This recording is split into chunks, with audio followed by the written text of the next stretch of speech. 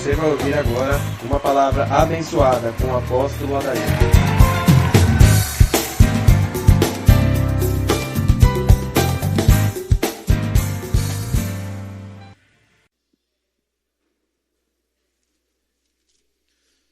Shalom, graça e paz, Igreja do Avivamento. Acho que o frio fez muita gente ficar em casa, né? Acho que, como tem 3 opções, nessa época de frio, muitos do culto da manhã acabam migrando para o culto da tarde, que é o período mais quentinho. Amados, nós estamos assim, muito felizes por aquilo que Deus realizou no último final de semana. Um congresso lindo, maravilhoso, foi tudo muito abençoado. Você também foi abençoado? Glória a Deus, coisa linda de Deus. Nós seguimos assim o padrão lá de Manaus. Aquilo que eles colocam em prática lá, a gente acaba também pegando uma carona santa. E lá eles estavam com propósito, ainda estão celebrando isso, um propósito de 40 dias de jejum, para que todos aqueles que se afastaram dos caminhos do Senhor, voltem para a casa do Pai. E nós ouvimos aqui o apóstolo Júnior Ayub falando que 2.000 pessoas foram resgatadas, retornaram à casa do Pai. Nós já estamos orando por esse propósito. Nós iremos iniciar após o término do fruto fiel. 40 dias, jejum, oração, intercessão. E nós teremos a maior colheita. E já nesse início de intercessão, de oração, nem começou ainda. Muitos já tiveram experiência nas células, de pessoas que estavam afastadas e que estão aí retornando para os braços do Senhor. Amém? Eu quero te convidar nesta manhã, abrir a palavra de Deus, Ezequiel capítulo 1.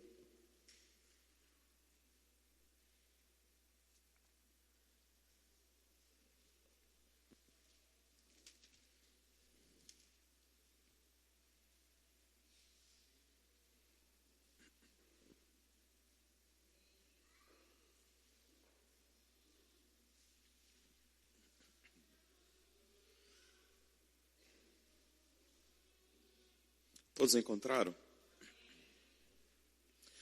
Diz assim: era o 5º dia do 4º mês do 30º ano, e eu estava entre os exilados, junto ao rio Quebar. Abriram-se os céus, e eu tive visões de Deus. Foi no 5º ano do exílio do rei Jeoaquim, no 5º dia do 4º mês. A palavra do Senhor veio ao sacerdote Ezequiel, filho de Buzi, junto ao rio Quebar, da terra dos caldeus. Ali a mão do Senhor esteve sobre ele. Olhei e vi uma tempestade que vinha do norte, uma nuvem imensa com relâmpagos e faíscas, cercadas por uma luz brilhante. O centro do fogo parecia metal reluzente, e no meio do fogo havia 4 vultos que pareciam seres viventes. Vamos parar por aqui. Feche teus olhos. Pai, no nome de Jesus, nós te amamos. Como é precioso, Deus, estar na tua casa. Como é maravilhoso estar nos teus átrios, Senhor. Como é bom, Senhor, saber que nós podemos ter uma comunhão íntima contigo. Pai, que nesta manhã fria, os nossos corações, Senhor, sejam aquecidos pela presença da tua glória, no nome de Jesus. Pai, queremos aprender mais da tua palavra, Senhor, nesta manhã. Fala conosco de uma maneira toda especial, no nome de Jesus. Amém. Queridos, eu quero ministrar para vocês nesta manhã sobre as visões de Ezequiel.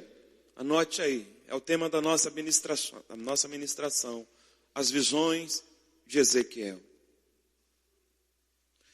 Ezequiel, ele era um levita, ele era da tribo de Levi, aquela tribo que foi separada por Deus para o serviço religioso, o serviço do templo. Era a tribo que organizava a adoração. ele nasceu num lar levítico. Ele teve essa oportunidade porque uma criança levítica, aos 5 anos de idade, ela recebia informações.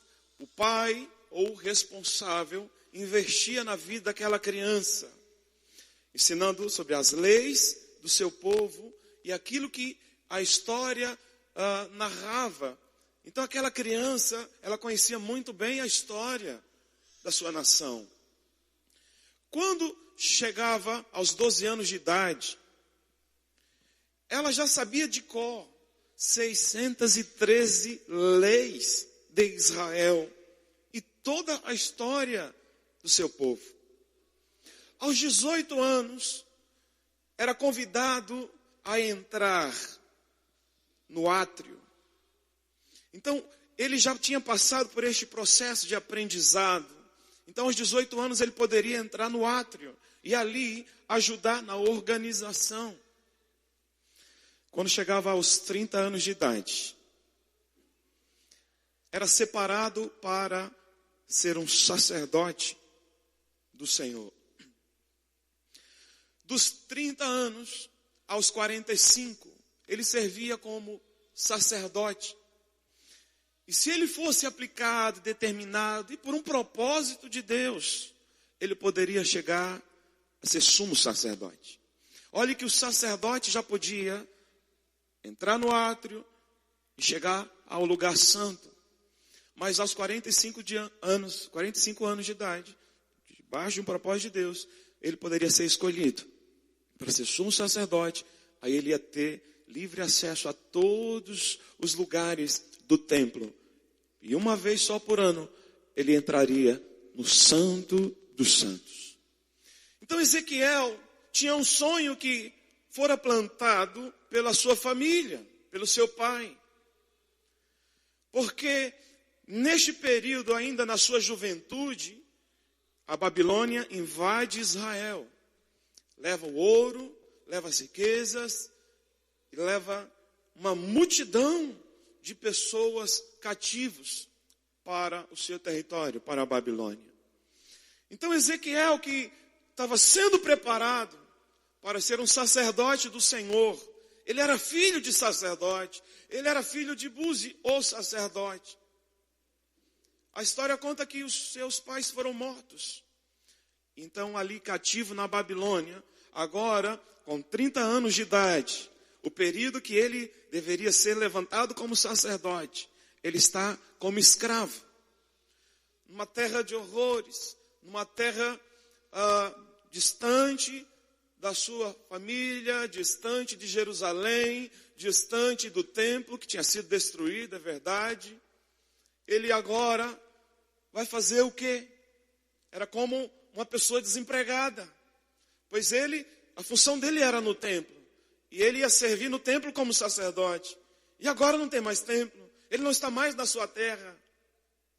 Então foi nesse período caótico que ele levanta os olhos e ele teve visões de Deus.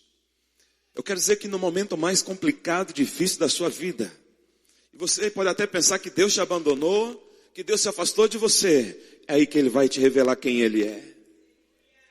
Amados, no momento de tanta dificuldade, no momento de tanta dor, ele viu aquilo que o sumo sacerdote costumava contemplar no Santo dos Santos.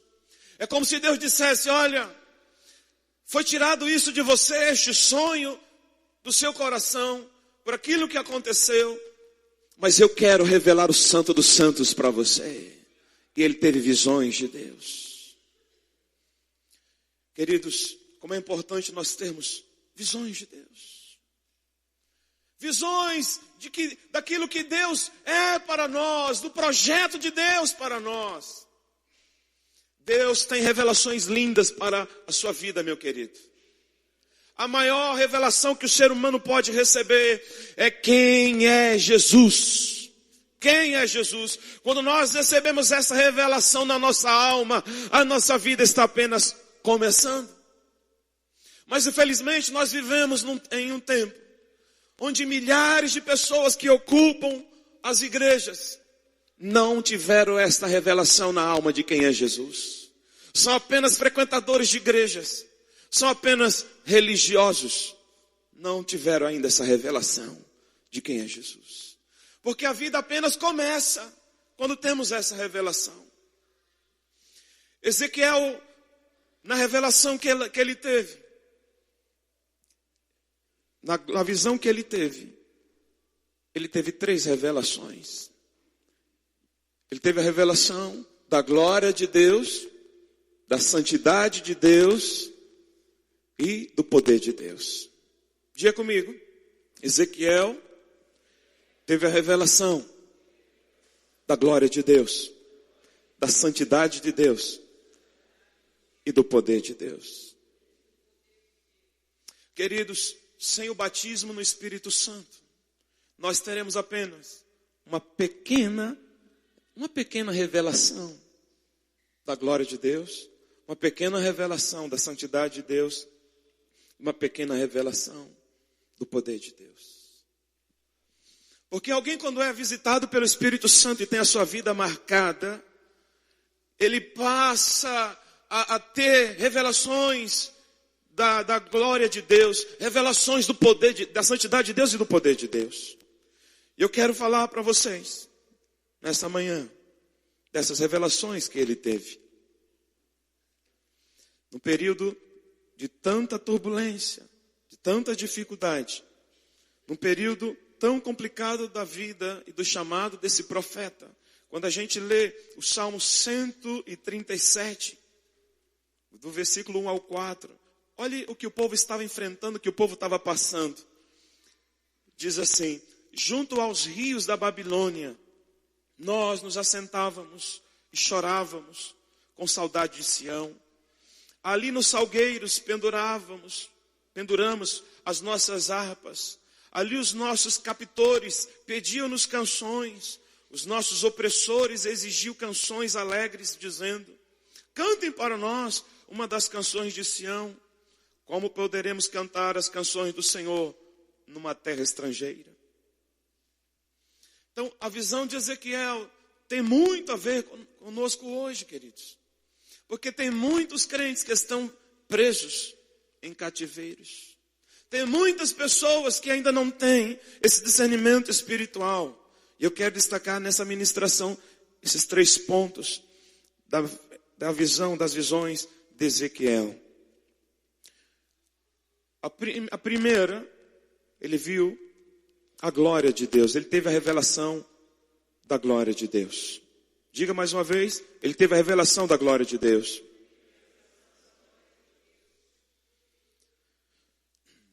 Por que Israel perdeu aquela glória? Por que Judá, melhor dizendo, perdeu a glória de Deus? Deus se manifestava no lugar santíssimo. A glória de Deus era algo evidente naquele lugar. Deus já tinha dado tantas vitórias, tanto Israel quanto Judá. A glória do Senhor estava sobre aquele povo, estava sobre os judeus. Mas por que eles perderam esta glória? A palavra do Senhor vai nos revelando isso, queridos. Olha o que diz o capítulo 8 de Ezequiel. Abra aí.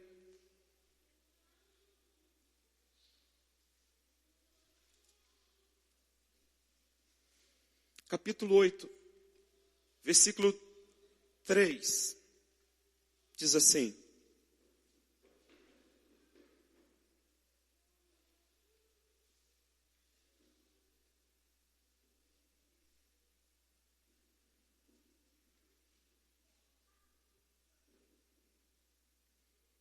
ele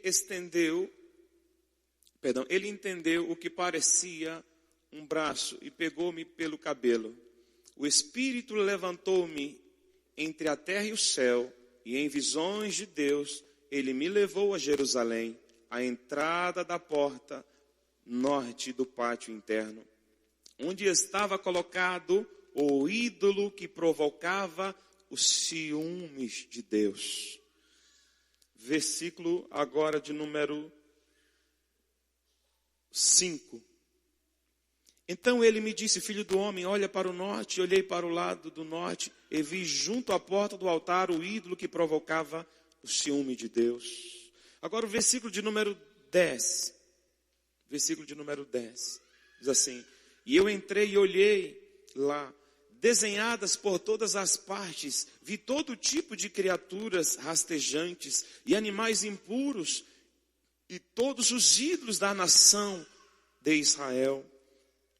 Versículo de número, vamos continuar aí, número 11. Na frente deles estavam 70 autoridades da nação de Israel.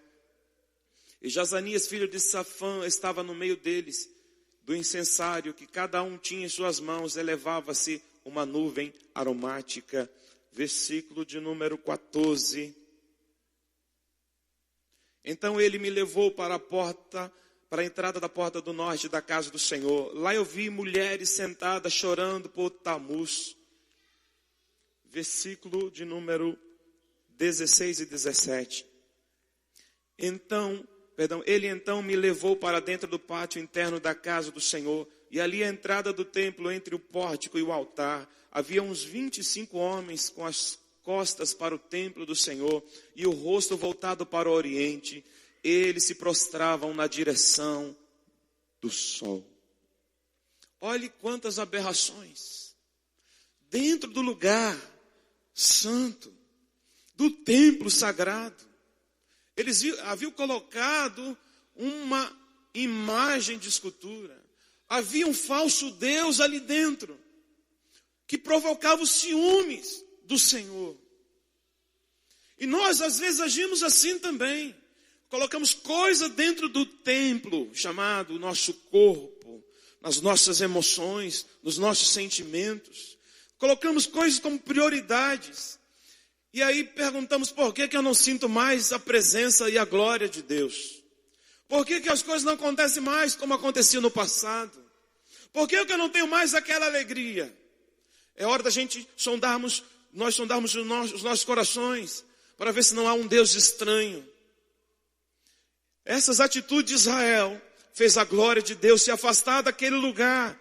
Ezequiel teve uma visão de situações que aconteceram antes do templo ser destruído, antes dele ser levado cativo. Lá da Babilônia, Deus fez ele voltar no passado em uma visão e mostrou tudo o que estava acontecendo. Olha o que diz aí no capítulo 10, versículo 18 de Ezequiel. Vá para o capítulo 10, verso 18. E a glória do Senhor afastou-se da entrada do templo e parou sobre os querubins. Enquanto eu observava, os querubins estenderam as asas e se ergueram do chão, e as rodas foram com eles. Então, essa atitude de substituir Deus por outros deuses falsos, fez com que Judá perdesse a glória de Deus.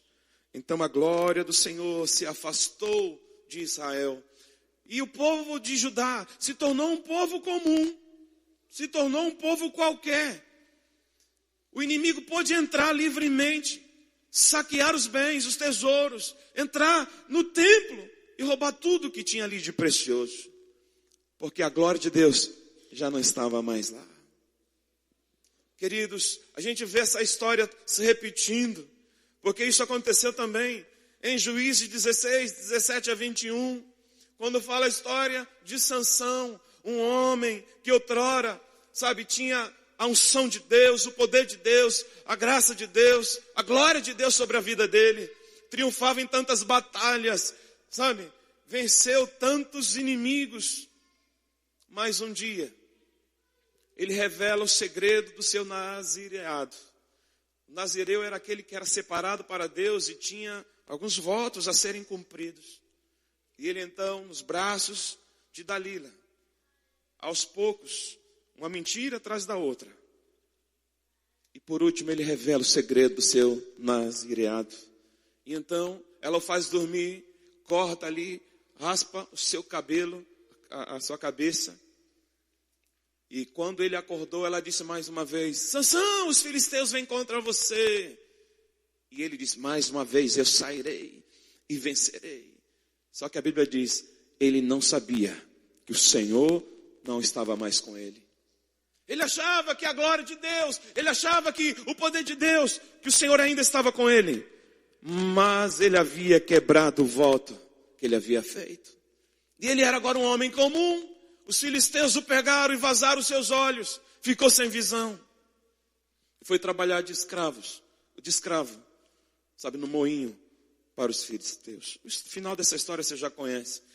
Então, amados, outro caso também está registrado em 1 Samuel, capítulo 4, versículo 19 ao 22. Israel estava também em pecado, os filhos de Eli os sacerdotes estavam em pecado, e então os filisteus se levantaram numa batalha contra Israel. Aí eles levaram a arca do Senhor, achando, porque a arca está conosco, nós vamos vencer. Mas a glória de Deus não estava mais sobre eles. Porque aonde tem pecado, a glória de Deus não se faz presente. E ali eles foram para a batalha. Os filisteus tomaram a arca e mataram os filhos do sacerdote, que também eram sacerdotes. Então um foragido da guerra chegou e disse para ele: a arca do Senhor foi tomada e os seus filhos estão mortos. Ele já estava com seus 90 anos, gordo, cego, não enxergava mais nada. Ele ficou tão assustado que ele foi com tudo para trás e bateu a cabeça e morreu. A nora dele, a esposa de Finéias, estava grávida. Quando soube a notícia, a criança nasceu, tamanho susto. E ela ali com muita dificuldade deu à luz. E ela colocou o nome do menino, Icabode, ou Icabode, que quer dizer, foi-se a glória de Deus. A glória de Deus se foi de Israel. Ah, meu irmão, que angústia, que tristeza para nós se perdermos a glória de Deus, se perdermos a presença majestosa e gloriosa do Senhor. Então Ezequiel teve ali a revelação da glória do Senhor, que mesmo Israel estando ali no cativeiro, Deus estava revelando para ele: o seu ministério não acabou não, Ezequiel. Você pode estar aqui, mas eu te levanto hoje como profeta de Israel. Amém. E ele foi levantado pelo Senhor como profeta. Mas também, dentro da visão que ele teve a segunda revelação da santidade. Diga comigo, santidade de Deus. A visão que ele teve é semelhante à que João viu na ilha de Patmos. Apocalipse 4:8. Diz assim: os querubins exclamavam: Santo, Santo, Santo é o Senhor. Diga comigo, Deus é santo. Neste exato momento, nos portais celestiais, em volta do trono, os querubins estão: Santo, Santo, Santo. Deus é santo. Ezequiel teve essa revelação da santidade de Deus. No final do primeiro capítulo, ele se prostra, coloca o rosto no chão, temeroso da santidade de Deus. Santidade essa que Isaías também no capítulo 6, ele contemplou a santidade de Deus. Ele disse: ai de mim que vou morrer, vou perecer. Estou morrendo, estou perecendo, porque os meus olhos viram o Senhor. Ele viu a santidade de Deus. Ele viu ali a glória, a manifestação do Senhor. Então o querubim voa até ele com a brasa tirada do altar, toca em seus lábios. E o Senhor disse: isso te purificou. Sabe, queridos, o inimigo faz de tudo para macular a nossa vida de santidade. Porque a santidade agrada ao Senhor. Quando você vive uma vida de santidade, você atrai a atenção de Deus para você. No Salmo 99, versículo 3, também o versículo 9, diz que Deus é santo. Isaías 59, versículo 1 e 2, diz que a mão do Senhor não está encolhida, nem o seu ouvido agravado para que não possa ouvir. Mas os nossos pecados fazem separação entre nós e o nosso Deus. Então, o pecado faz Deus se afastar de nós, porque Ele é santo, santo, santo. Mas quando você se arrepende dos seus pecados e você se volta para Ele, então Ele se aproxima de você. Deus se achega a você. Em Hebreus 12:14 diz assim: segui a paz com todos e a santificação, sem a qual ninguém verá o Senhor. Ninguém pode se aproximar de Deus, ver a Deus, sem a santidade. Você não pode entrar nos céus quando você partir dessa terra, se a santidade não fizer parte da sua vida. Precisamos nos santificar a cada dia, queridos. Precisamos abandonar o pecado, renunciar às coisas erradas, sabe, que estão possivelmente em nossas vidas. No encontro de santidade, quem que já fez um encontro de santidade? Já passou? Eu ouvi uma frase que me marcou muito. O apóstolo Horácio estava ministrando e ele disse da seguinte forma: imagine você entrando numa lanchonete, pedindo lá uma coxinha. E de repente, você com aquela fome, você dá aquela mordida, mas quando você puxa tem um cabelo enorme. Pois é, isso que você sentiu é o que Deus sente com o nosso pecado. É isso que Deus sente. E o Senhor, Ele fala isso também em Apocalipse. Daquela igreja que estava morna, a igreja de Laodiceia. Não era nem quente, nem fria. E o Senhor disse: eu estou a ponto de vomitar vocês. 1 Pedro 12:15. Como é santo aquele que vos chamou, sede vós também santos em toda a vossa maneira de viver. Diga comigo: em toda a vossa maneira de viver. Isso aconteceu essa semana. A gente teve um problema em casa com o sinal da internet. E eu liguei para a operadora reclamando. Eles ficaram de mandar um técnico. E ela disse: se o problema for na rede, ele vai arrumar. Isso é grátis, é gratuito. Se o problema for interno, aí você vai pagar 30 e poucos reais. Eu falei: tudo bem. Aí o rapaz foi lá, mexeu aqui, ali. Ele falou assim: olha, o problema está na máquina. Está desconfigurado. E ele foi lá, configurou. Olha só o que o diabo faz. Ele disse: olha, eu vou anotar aqui e dizer que o problema era outro. Que o problema foi num cabo, etc, tal. E você não vai precisar pagar. Eu olhei para ele e falei assim: não, pode colocar aí, que o problema era na máquina, que eu vou pagar. Porque eu sou crente e eu não gosto de nada errado. Aí ele olhou para mim e falou assim: eu também sou crente. Não, escute. Aí ele disse assim, aí a gente foi conversando, foi perguntando de que igreja que ele era. Aí ele disse, quando eu disse que eu era da Batista, essa igreja, aí ele falou assim: foi nessa igreja que eu me converti. No ano 2000. Ele só se converteu aqui, porque ele é de São Paulo. Quando a Mara Maravilha esteve aqui, os mais antigos vão lembrar. Ele se converteu naquela noite. Aí a mãe dele falava assim: minha filha, é muito longe, tem tantas igrejas aqui, na Zona Leste de São Paulo. Aí ele foi congregar em outra igreja. Mas você percebeu a sutileza? Para que haja legalidade dentro da nossa casa, na nossa vida, para que a gente possa impedir as bênçãos do Senhor. Então o diabo faz isso para que as bênçãos de Deus sejam impedidas de agir na tua casa, na tua vida, na tua empresa, nos teus negócios. Tem muita gente que as bênçãos ficam detidas porque existem legalidades. E a santidade de Deus não compactua com aquilo que é ilegal. Quer que a glória de Deus se manifeste? Faça tudo direitinho. Viva uma vida de santidade em toda a vossa maneira de viver, meu querido. É em tudo, é nas palavras, é santidade no vestir, é santidade no agir, é em todos os momentos. Seja santo, meu querido. Amém. Porque o Deus que você carrega dentro de você, Ele é santo, santo, santo. Você pode aplaudir ao Senhor?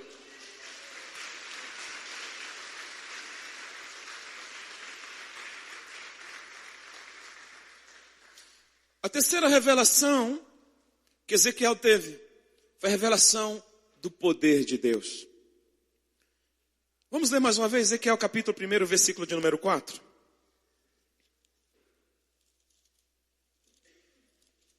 Diz assim: olhei e vi uma tempestade que vinha do norte. Em algumas versões está um vento muito forte.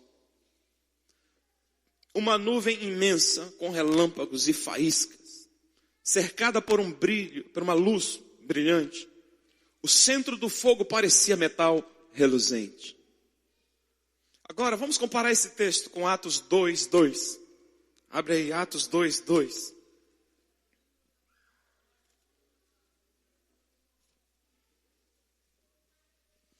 De repente veio do céu um som como de um vento muito forte, tempestade, e encheu toda a casa na qual estavam assentados.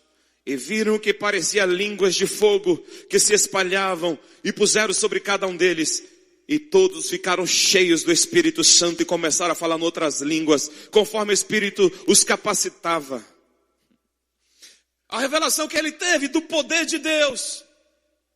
Nós precisamos dessa revelação, queridos. O Evangelho sem o poder de Deus não vai fazer muita coisa. Porque às vezes a gente tem apenas uma compreensão teórica do Evangelho. Mas a própria Bíblia diz que o Evangelho é o poder de Deus. Quantas igrejas no passado tiveram histórias assim, gloriosas, de avivamento.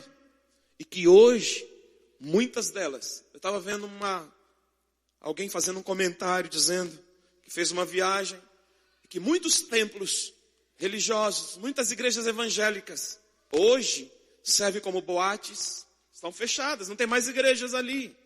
Tem a aparência de igreja, mas hoje são restaurantes, hoje são casas de outras atividades. Por quê? Porque perderam a essência do poder de Deus. Não podemos perder o poder de Deus, queridos. A igreja precisa desse poder. Amém? Nós precisamos nos envolver com o poder do Senhor nas nossas vidas. Assim como a igreja de Atos foi abalada, teve um seu início ali de uma forma gloriosa, triunfante, cheio do poder de Deus. Evangelizaram o mundo da época. Ganharam milhares de pessoas para o Senhor. Porque aonde eles chegavam, chegava também o poder de Deus.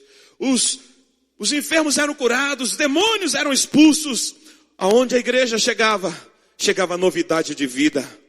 E eu quero dizer que esse poder também um dia entrou na minha alma, na minha vida. 1988. Tinha me convertido há 6 meses. Nessa época eu tinha 6 meses de convertido. E o pastor disse, olha, isso foi no domingo. Quarta-feira, nós faremos na casa do irmão Ferreira um culto de busca do Espírito Santo. E ali, eu fiquei assim com tanta ansiedade no meu coração. Eu passei a orar como nunca orei, dizendo, Senhor, eu quero. Senhor, eu quero. Quando chegou a quarta-feira, nós estávamos ali reunidos. Não tinha muita gente, irmão. Devia ter umas 15 pessoas, talvez. E ali buscando o enchimento, buscando esse batismo. Havia muitas dúvidas na minha alma acerca do Espírito Santo. Eu não compreendia muitas coisas. Mas, de repente, o irmão que estava do meu lado foi cheio do Senhor, da presença do Senhor, com evidência de falar em outras línguas. E ali o pastor teve o discernimento. Ele começou a dar a interpretação do que aquele irmão estava orando.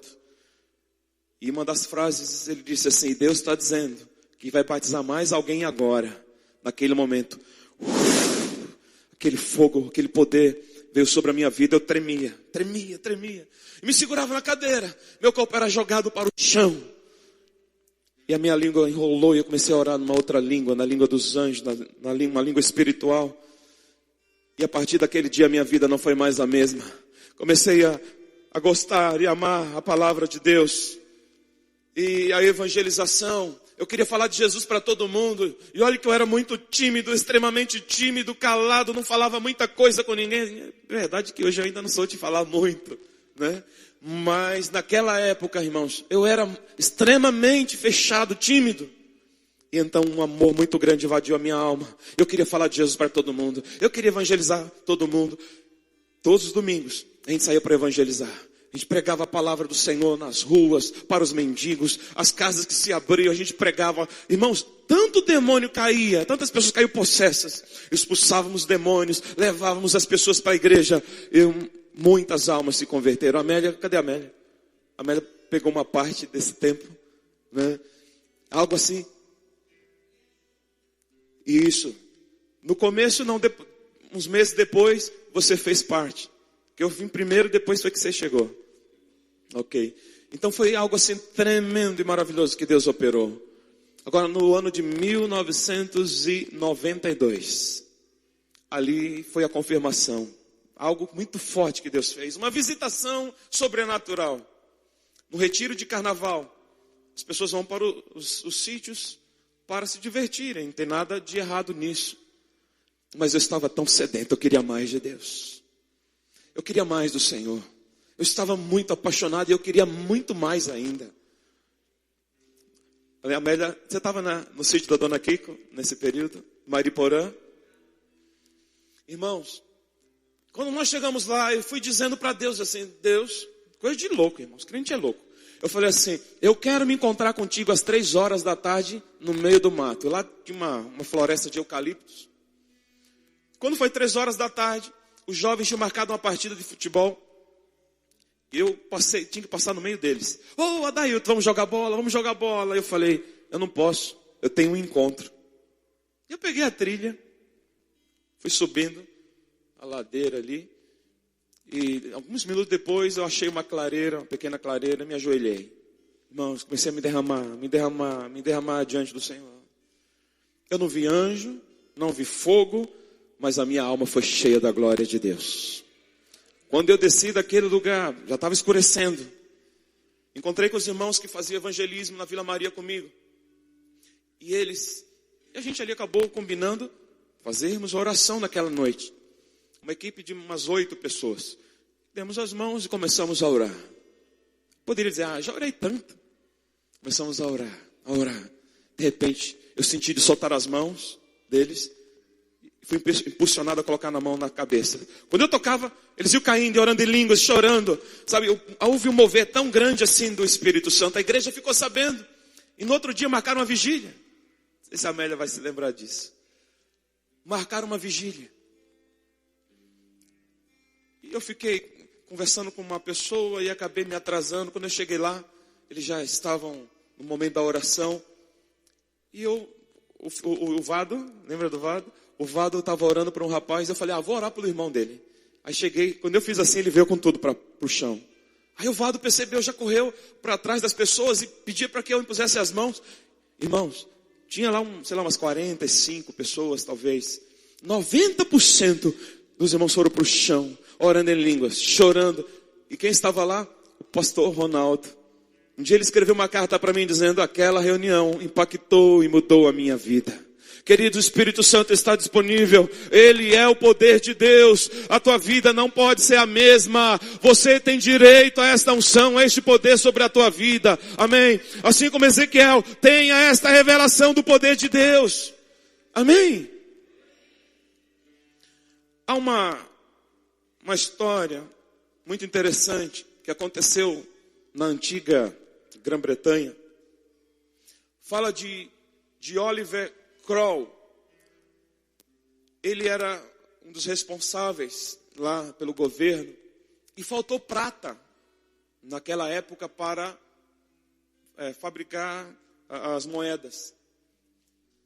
Aí ele disse, vá procurar as pratas, falou para os seus liderados, vão procurar. E enviou eles também na catedral. Quando eles chegaram na catedral, olharam, procuraram, não tinha prata ali, a não ser as estátuas, que eram feitas de prata. E eles falaram assim, olha, infelizmente nós não encontramos. O que tem de prata lá somente as estátuas dos santos. Aí ele disse, muito bem, vamos derreter os santos e colocá-los em circulação. Essa história, ela fala muito conosco.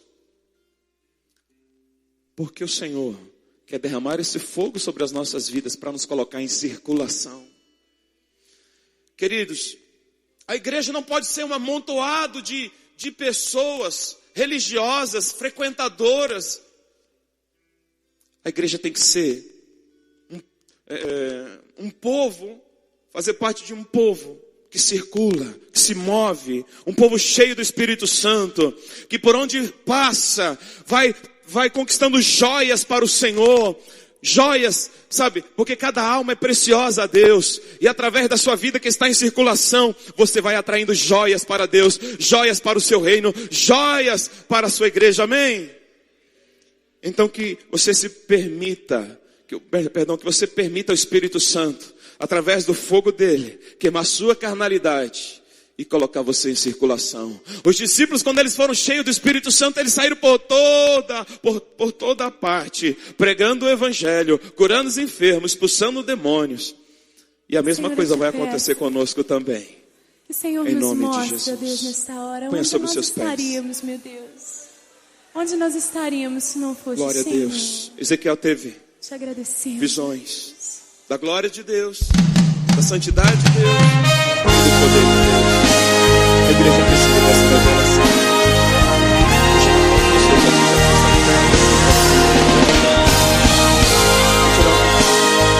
De oração, de arrependimento. O pecado afasta a glória de Deus, afasta Deus da vida do mundo. Mas o arrependimento traz Deus de volta para casa. Convida o Senhor de volta para casa, querido. Se você por alguma situação se afastou da presença dele, se você por alguma situação está longe dos propósitos do Senhor, se você perde legalidades, você dá dinheiro para ele, se aprisionar, colocar você no cativeiro. Hoje o Senhor quer revelar a glória dele na sua vida. Ele quer voltar para a casa dele. Você é essa graça. Você é filho do Espírito Santo. Por ter morrido em meu lugar, te agradeço. Jesus, te agradeço. Eu te agradeço. Te agradeço.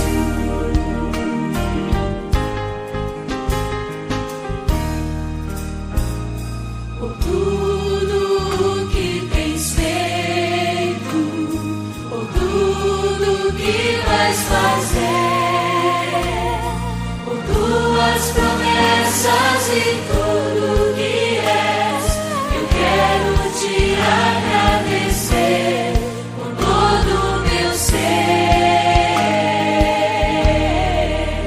Te agradeço, meu ser. Te agradeço, meu ser. Te agradeço, meu ser. Te agradeço por me libertar e salvar, por ter morrido em meu lugar. Te agradeço, Jesus, te agradeço. Eu te agradeço. Te agradeço. Te agradeço, meu ser.